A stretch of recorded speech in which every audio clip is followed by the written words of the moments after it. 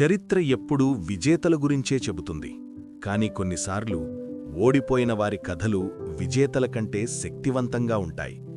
1000 చేతులతో సముద్రాన్ని శాసించిన ఒక చక్రవర్తి, సాక్షాత్తు పరమశివుడినే గెలిచిన రావణాసురుడిని పసిపిల్లాడిలా బంధించిన ఒక మహావీరుడు. విష్ణువు అంశతో పుట్టి విష్ణువు అవతారం చేతిలోనే ఎందుకు ప్రాణాలు వదలాల్సి వచ్చింది? ఇది ఒక రాజు కథ కాదు, ఇది ఒక అజేయమైన శక్తికి, అణచివేయలేని అహంకారానికి మధ్య జరిగిన మహాసంగ్రామం. ఇది కార్తవీర్యార్జునుడి గాథ. కృతవీర్యుడు అనే రాజుకు సంతానం లేదు. 1000 యజ్ఞాలు, 100 పూజల తర్వాత పుట్టినవాడే ఈ అర్జునుడు. కాని ప్రకృతి ఒక వింత ఖేళియాడింది. పుట్టిన ఆ శిశువుకు చేతులు సరిగ్గా లేవు, శరీరం బలహీనంగా ఉంది. లోకం చూసి నవ్వింది. ఈ అశక్తుడు రాజ్యమేలుతాడా అని ఈసడించుకుంది. కాని ఆ బలహీనత వెనుక ఒక అగ్నిపర్వతం దాగి ఉందని ఎవరికీ తెలియదు. తండ్రి మరణం తర్వాత రాజ్య బాధ్యతలు స్వీకరించడానికి అర్జునుడు నిరాకరించాడు. నేను బలహీనుడిని, ధర్మాన్ని రక్షించలేను అన్నాడు. అప్పుడే ఆయన కులగురువు గర్గుడు ఒక రహస్యాన్ని చెప్పాడు. నాయనా, నువ్వు సామాన్యుడివి కావు, దత్తాత్రేయ స్వామిని శరణు వేడుకో. అడవుల్లో చలిలో ఆకలితో అలమటిస్తూ దత్తాత్రేయుడి కోసం అర్జునుడు చేసిన తపస్సు కొన్ని దశాబ్దాలపాటు సాగింది. చివరకు త్రిమూర్తి స్వరూపుడైన దత్తాత్రేయుడు ప్రత్యక్షమయ్యాడు. అర్జునుడు కోరిన వరాలు వింటే అతడి ఆశయం ఎంత గొప్పదో అర్థమవుతుంది. స్వామి, నాకు యుద్ధంలో 1000 చేతులు కావాలి. శత్రువుల అస్త్రాలు నన్ను తాకకూడదు. నేను భూమండలాన్నంతటినీ ధర్మబద్ధంగా పాలించాలి. అన్నిటికంటే ముఖ్యంగా నేను అహంకారంతో దారి తప్పితే నన్ను సరైన మార్గంలో పెట్టే గురువు కావాలి. నా మరణం కేవలం నాకంటే గొప్ప వీరుడి చేతిలోనే సంభవించాలి. దత్తాత్రేయుడు తథాస్తు అన్నాడు. ఆ క్షణం నుండి అర్జునుడు కార్తవీర్యార్జునుడయ్యాడు. ఒక అసక్తుడు విశ్వవిజేతగా మారిన క్షణమది. కార్తవీర్యార్జునుడి పాలనలో దొంగతనం అనే పదమే వినపడేది కాదు. ఆయన తన యోగశక్తితో ఎక్కడ ఏ అన్యాయం జరిగినా తన 1000 చేతులతో అక్కడ ప్రత్యక్షమయ్యేవాడు. సప్తద్వీపాలను జయించాడు. దేవతలు సైతం ఆయనను చూసి అసూయపడేవారు. కాని శక్తితో పాటు అహంకారం కూడా మెల్లగా ప్రవేశించింది. దీనికి మొదటి నిదర్శనం రావణుడితో యుద్ధం.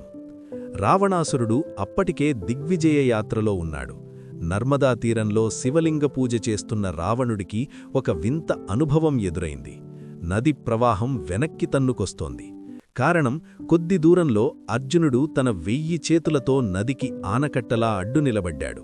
తన భార్యల వినోదం కోసం ఒక మహానదినే ఆపేశాడా చక్రవర్తి. రావణుడు ఆగ్రహంతో దాడి చేశాడు. కాని అర్జునుడి 1000 చేతుల ముందు రావణుడి 10 తలలు, 20 చేతులు తలవంకక తప్పలేదు. ఒక చిన్న కోతిని పట్టుకున్నట్లు రావణుణ్ణి బంధించి మాహిష్మతి జైలులో పడేశాడు. లోకకంటకుడైన రావణుడికి అంతటి పరాభలం అంతకుముందు ఎప్పుడూ జరగలేదు. ఆ రోజే అర్జునుడి మనసులో ఒక ఆలోచన స్థిరపడింది. ఈ సృష్టిలో నాకంటే గొప్పవాడు లేడు. దేవుడైనా రాక్షసుడైనా నా పాదాల చెంత ఉండాల్సిందే. అహంకారం మనిషి విచక్షణను ఎలా చంపేస్తుందో చెప్పడానికి ఈ ఘట్టమే ఉదాహరణ. వేటకని వెళ్లిన అర్జునుడు తన భారీ సైన్యంతో జమదగ్ని మహర్షి ఆశ్రమానికి చేరాడు.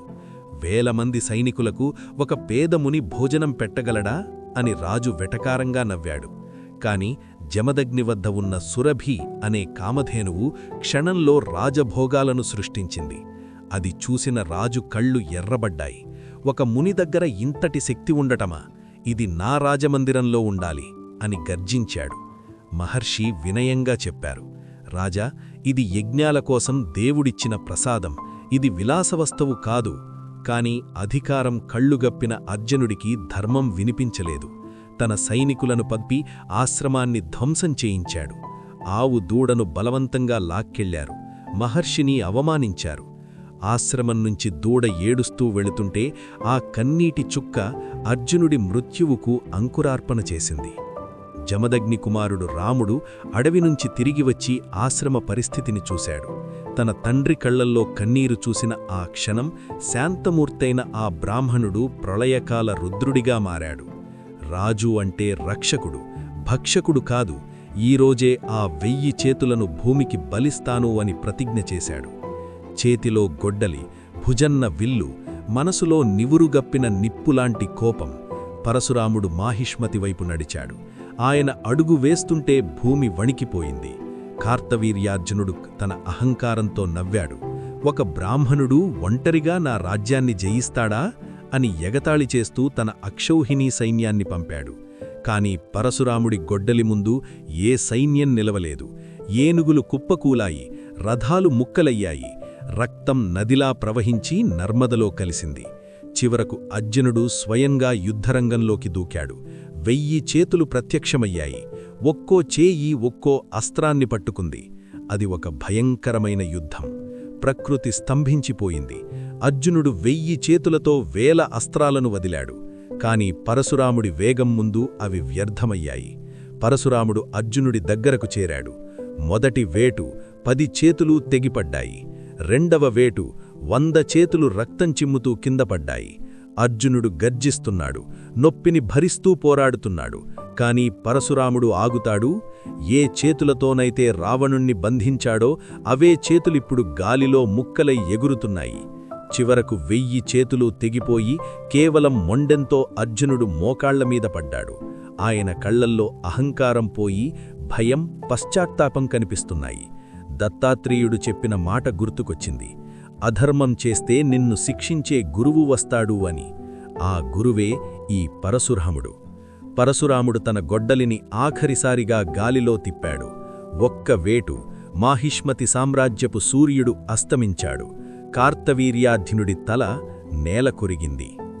కార్తవీర్యార్జునుడు మరణించాడు. కాని ఆయన కథ ముగిసలేదు. ఇప్పటికీ హిందూ ధర్మంలో ఆయనను ఒక గొప్ప శక్తిగా పూజిస్తారు. ఎందుకంటే ఆయన ప్రాథమికంగా విష్ణువు యొక్క సుదర్శన చక్రం. గర్వంతో భూమిపై పుట్టి శిక్ష అనుభవించి తిరిగి పరమపదాన్ని చేరుకున్నాడు. నేటికీ ఎవరికైనా విలువైన వస్తువులు పోయినా, వ్యాపారంలో అభివృద్ధి కావాలన్నా కార్తవీర్యార్జునుణ్ణి స్మరిస్తారు. ఆయన 1000 చేతులు రక్షించడానికి వాడితే ఎంత శక్తివంతమో, అహంకారానికి వాడితే అంత వినాశకరమో ఈ కథ నిరూపిస్తుంది. శక్తి ఉండటం గొప్ప కాదు, దాన్ని ధర్మం కోసం వాడటమే అసలైన విజయం. చరిత్ర పుటల్లో రక్తంతో రాసిన ఈ సహస్రబాహు గాథ మనందరికీ ఒక హెచ్చరిక. అధికారం అశాశ్వతం, ధర్మమే శాశ్వతం.